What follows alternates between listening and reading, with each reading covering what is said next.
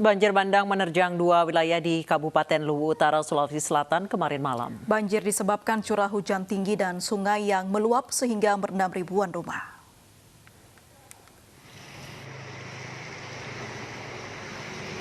Hujan deras di wilayah Luwu Utara, Sulawesi Selatan kemarin malam membuat banjir merendam ribuan rumah, terutama di wilayah Masamba dan Babunta.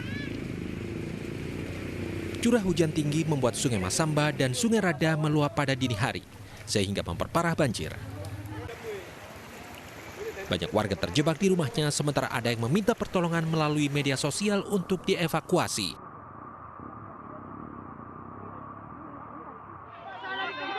Banjir bandang akibat sungai meluap juga menghanyutkan sejumlah rumah dan membawa pohon-pohon yang tumbang.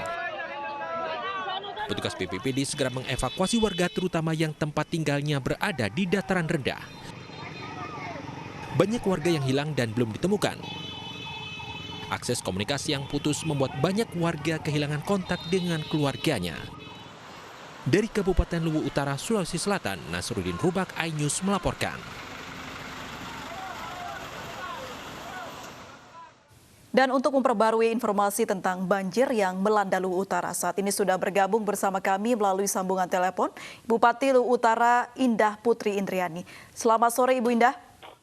Selamat sore. Baik, Ibu Indah bisa dijelaskan bagaimana proses evakuasi warga yang masih terjebak banjir, Ibu? Proses evakuasi masih terus kita lakukan, terutama untuk daerah-daerah yang memang masih tertutup ya.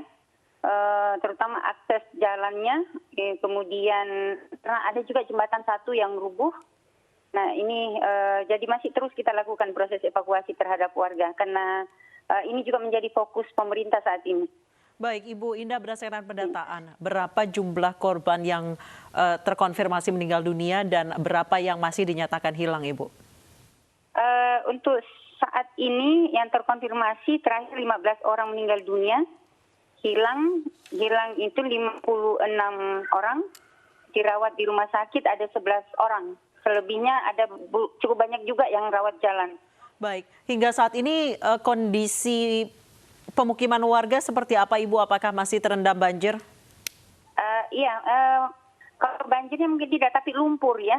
Baik. Karena lumpur yang merendam rumah warga dan diperkirakan sekitar untuk yang rusak parah itu sekitar 740 rumah, selebihnya yang terendam lumpur itu diperkirakan sekitar 1.500-an rumah.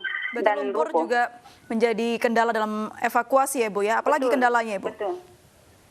Selain itu karena akses telekomunikasi yang putus baru saja beberapa waktu ini terhubung, kemudian ini kan dari semalam karena mati lampu ya, jadi relatif HP relawan kita kan juga hampir semuanya drop, jadi masalah komunikasi ini menjadi kendala tersendiri. Baik, Ibu Indah, sejauh ini berapa kecamatan Ibu yang terdampak banjir bandang ini? Ya, kalau yang langsung itu ada dua kecamatan, yaitu Kecamatan Masamba dan Kecamatan Babunta. Selebihnya itu yang terdampak ada 7 kecamatan, secara keseluruhan ada 7 kecamatan, karena mereka ini di daerah hilir ya. Baik, awal terjadinya banjir bandang apa penyebabnya Ibu Indah?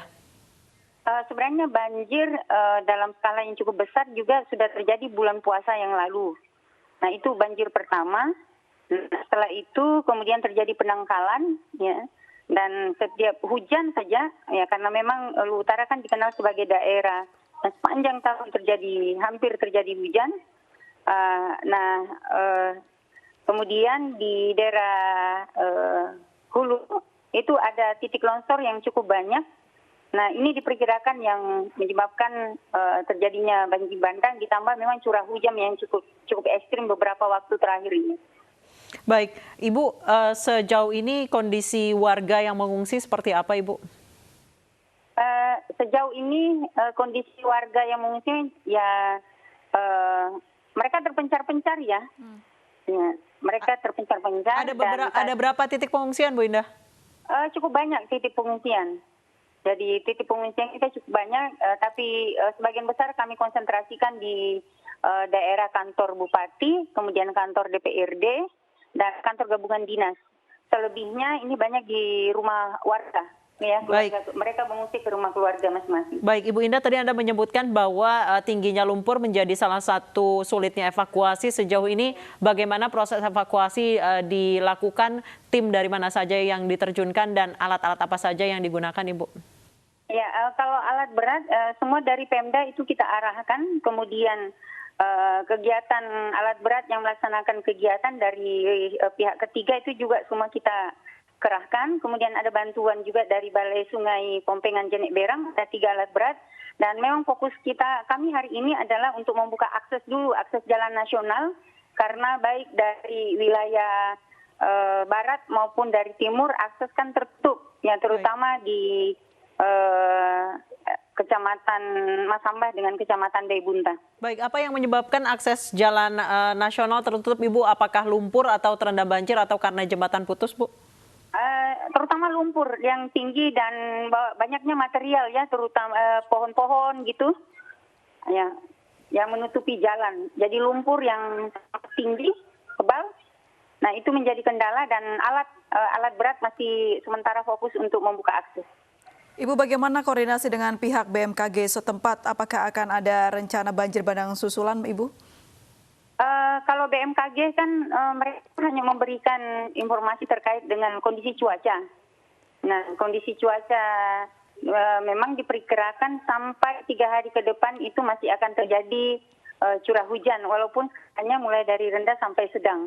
Tetapi perlu saya sampaikan bahwa kemarin juga hujannya sebenarnya di kotanya curahnya tidak terlalu tinggi, tapi kemungkinan curah hujan yang cukup tinggi terjadi di daerah hulu. Baik, Ibu Indah, tadi Anda mengatakan bahwa komunikasi terputus sejauh ini. Seperti apa perbaikan komunikasi dan listrik di wilayah terdampak? Kalau telepon komunikasi kelihatannya sudah mulai normal, perlahan mulai normal. PLN listrik mungkin yang terutama di Buta ini belum pulih, ya, kecuali di daerah sekitar itu sudah mulai menyala. Tapi di dalam kota sendiri belum. Baik, Ibu Indah, saat ini tengah pandemi COVID-19 yang berarti pengungsian pun akan sulit untuk dijejalkan warga karena harus menuruti protokol kesehatan. Sejauh ini seperti apa pengawasan dari pengungsian agar menaati dan mematuhi protokol kesehatan? Memang kami agak terkendala, ya, terutama mereka kan umumnya lari hanya meninggalkan rumah itu tinggal pakai pakaian yang ada di badan. Nah, jadi yang kami bisa lakukan, ya, selain distribusi logistik, ya, makan minum, kebutuhan bayi dan sebagainya, masker juga ini menjadi kebutuhan. Nah, jadi saya kira tinggal itu yang bisa kami lakukan untuk saat ini, ya, sambil perlahan kita lihat situasinya, sambil mengingatkan warga terus-menerus terkait dengan bahayanya penyebaran COVID-19 ini. Baik, Ibu Indah, apakah ada pemisahan antara warga yang mungkin suhu badannya di atas rata-rata dan yang sakit dengan warga yang sehat, Ibu? Iya, beberapa warga yang kami identifikasi suhu badannya cukup tinggi, itu memang kami coba untuk arahkan ke tempat yang berbeda dengan pengungsi yang suhu badannya relatif tidak masalah, normal. Baik, untuk distribusi bantuan sendiri, Ibu, seperti apa memberikan kepada masyarakat yang berada di beberapa titik evakuasi? Iya, jadi kami memang mencoba berkoordinasi dengan teman-teman dan para relawan yang ada di beberapa titik. Mengingat untuk masuk ke ibu kota itu kan mereka kesulitan, ya.